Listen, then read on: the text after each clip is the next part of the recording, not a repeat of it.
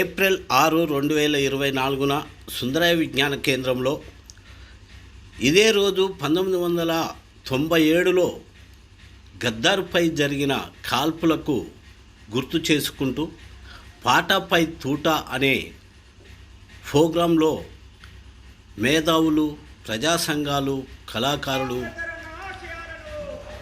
గద్దర్ యొక్క వారసులు వచ్చి అధిక సంఖ్యలో పాల్గొన్నారు. శబ్దాన్ని ఛేదిస్తూ నిశ్శబ్ద యుద్ధ గీతిక ఆ పాట. చరిత్ర నిర్మాణంలో పాట ప్రధాన భూమికే, కానీ ఆ పాట ప్రజల సమస్యల పరిష్కారానికి ఒక దిక్సూచి. ఆ పాట ప్రచారం ఓ చారిత్రక నిర్మాణం, సాంస్కృతిక చారిత్రక సమాజ మార్పుకు దారి తీస్తుంది. ఆ పాట తిరగని పల్లె లేదు, తాకని మనిషి లేడు. అందుకే ఆ పాట ఒక గుంపయింది. నేడు గద్దర్ ఫౌండేషన్ అయి పల్లెలకు మళ్ళీ పయనం పట్టింది. సూర్యుడు కాంతిరేకుల వెలుగులలో ఆ పాటను మోసుకొస్తుంది ఈ పల్లెలకు. అందుకే రేపటి సమాజ మార్పు కోసం, అసమానత లేని సమాజం కోసం మనసుతో కదులుతున్న ఆ మనసులను ఆహ్వానిద్దాం. రేపటి చారిత్రక పునాదుల్లో మనము ఒకలము అయిదామంటూ అక్కడికి వచ్చిన ప్రజలు నినాదించారు.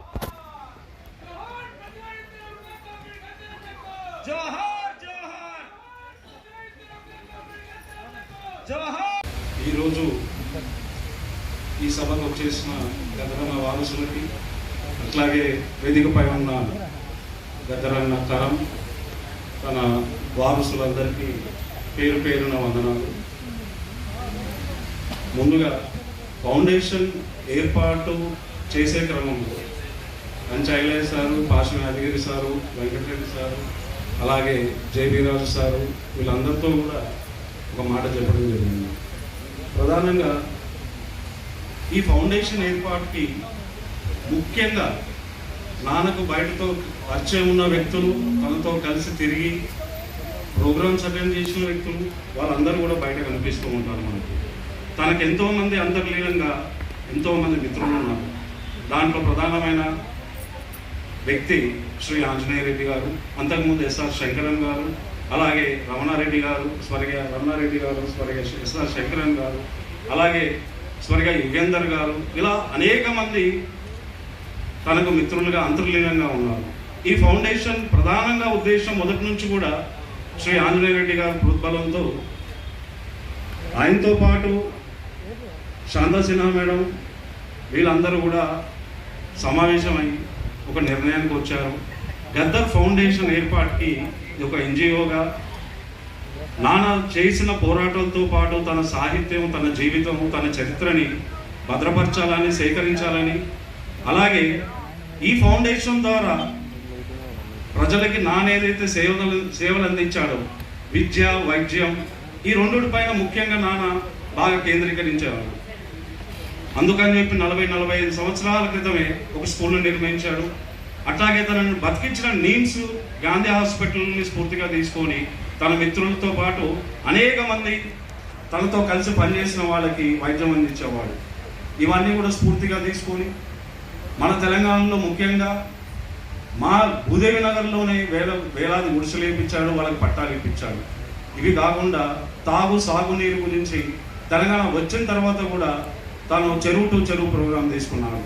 ఇట్లా అనేక కార్యక్రమాలతో పాటు ఉద్యోగం, విద్యార్థులు, రైతాంగం, అలాగే స్త్రీ హక్కుల గురించి తన సాహిత్యం ద్వారా ముందుకు తీసుకెళ్ళాడు. ప్రియమైన గద్దరన్న వారసులారా, ఈరోజు శబ్దాన్ని బంధించలేదు, శబ్దాన్ని ఉరితీయలేదు. ఆ శబ్ద తరంగాలను సృష్టించిన నాయకులు గద్దరన్న. ఈ 6 దశాబ్దాల తరంగాలని, పేద ప్రజల ఆక్రోశాన్ని, ఆవేదాలని పాటల రూపంలో పాలకులకు వ్యతిరేకంగా భావప్రకటనను, శబ్ద తరంగాలను సృష్టించాడు.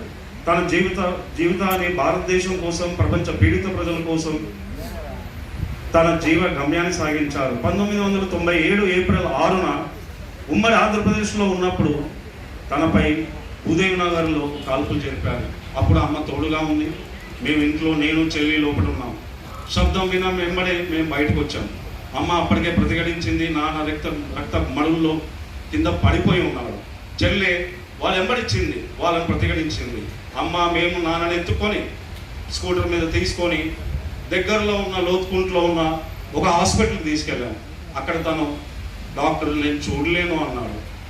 ఆ బయటకు వచ్చి ఒక ఆటోలో నాన్నని ఎత్తుకొని అమ్మ కూర్చొని ఉంది. అమ్మ ఒడిలో లోపలికి తీసుకెళ్ళిన తర్వాత మందులు తీసుకురమ్మన్నారు. అప్పటికే మేము అమ్మ ఇద్దరము నాన్న ఎత్తుకునే పోయే క్రమంలో ఎలాంటి డబ్బు లేదు మా దగ్గర.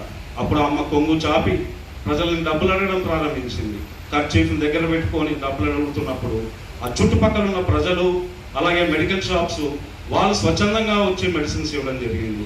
అక్కడ చేరుకున్న మా కుటుంబ సభ్యులు మాకు అత్యంత ఆప్తులైన వేర్లపాటి పట్టాభి గారు అక్కడికి చేరుకొని ప్రభుత్వంతో కొట్లాడి అక్కడ నుంచి మాధవరెడ్డి గారు స్వర్గీయ మాధవరెడ్డి గారు హోమ్ మినిస్టర్గా ఉన్నారు.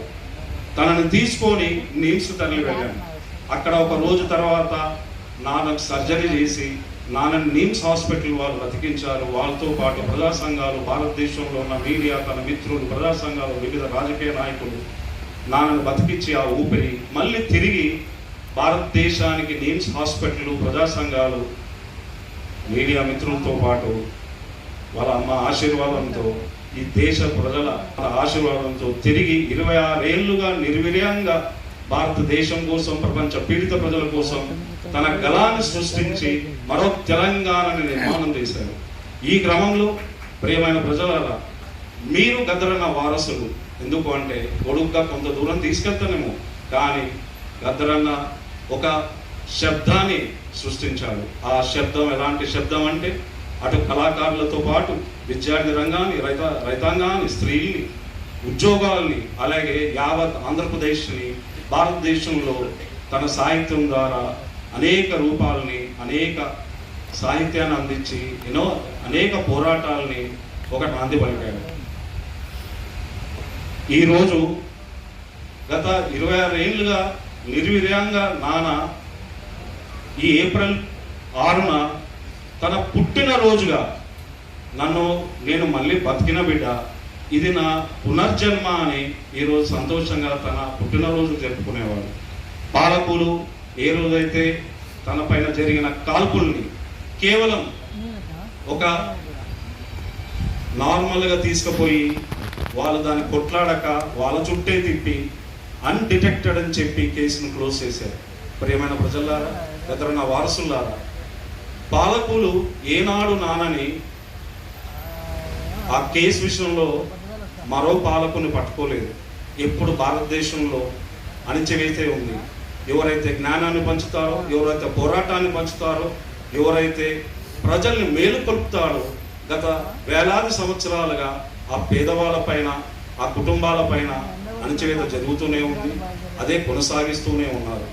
పాలకులు ఎప్పుడైనా కానీ అదే రూపాన ఉంటారు. వాళ్ళు ఎన్ని రూపాలు మార్చుకున్నా వాళ్ళు పాలకులుగానే ఉన్నారు.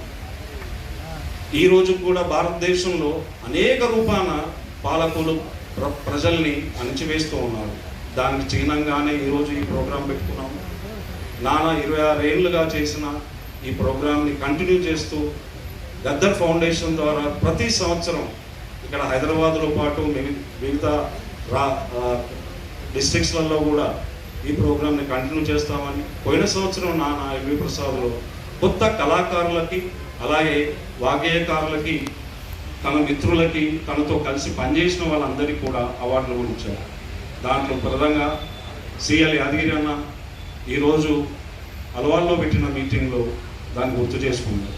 గద్దరన్న వారసుల మీ అందరికీ ఇక్కడికి వచ్చి ఈ ప్రోగ్రాం విజయవంతం చేస్తున్నందుకు, అట్లాగే కేవలం అభిమానంతోనే కాదు, నాన్నతో కలిసి అనేక ఉద్యమాల్లో పాల్గొన్న పాషం యాదగిరి సారు, అట్లాగే Kancha Ilaiah sir, justice Chandrakumar sir, అలాగే J B Raj sir, Venkatareddy uncle, వీళ్ళందరూ కూడా, వీళ్ళతో పాటు అనేక మంది, విమలక్క, సిఎల్ యాదగిరి అన్న, అలాగే బాలు మల్లేష్ గారు, అలాగే వరుణ్ అన్న, యశ్పాల్, వీళ్ళందరికీ కూడా పేరు పేరున వందనాలు చెప్తున్నాను.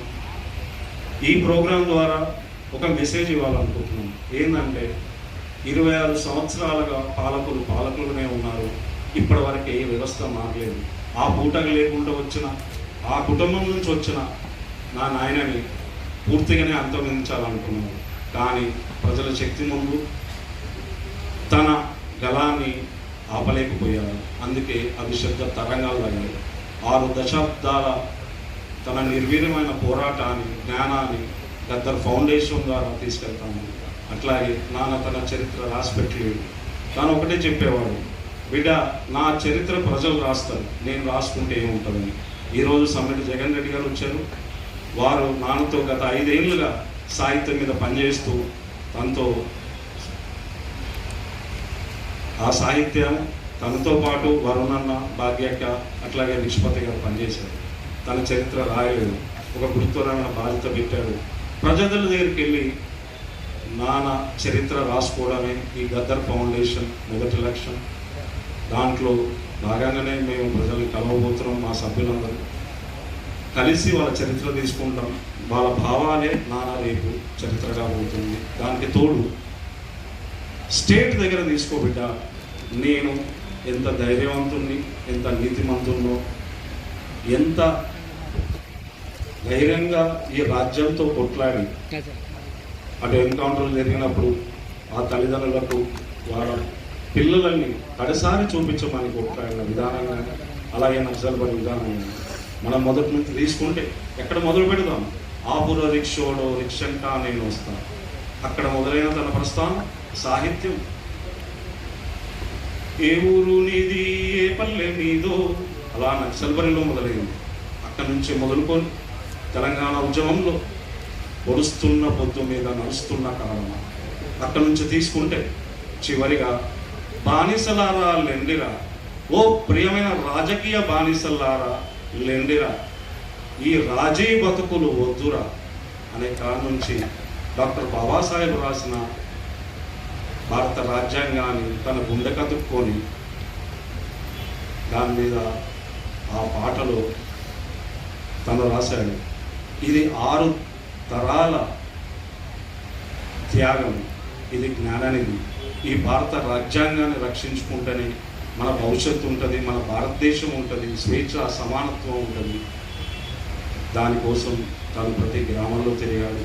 దాంట్లో భాగంగానే జస్టిస్ చంద్రకుమార్ సార్తో, జస్టిస్ సుదర్శన్ రెడ్డి గారి సార్తో, అట్లాగే కంచాయలయ్య సార్తో, జేబీ రాజు సార్తో, వీళ్ళందరితో కలిసి ఈ మధ్య కాలంలో ఎన్నో ప్రోగ్రామ్స్ చేశారు. ప్రేమన గదరణ వారసులారా, ఈ అవకాశం మీరందరూ వచ్చి విజయవంతం చేసినందుకు గద్దర్ ఫౌండేషన్ తరఫున పేరు పేరున వందనాలు తెలియజేసుకుంటున్నాను.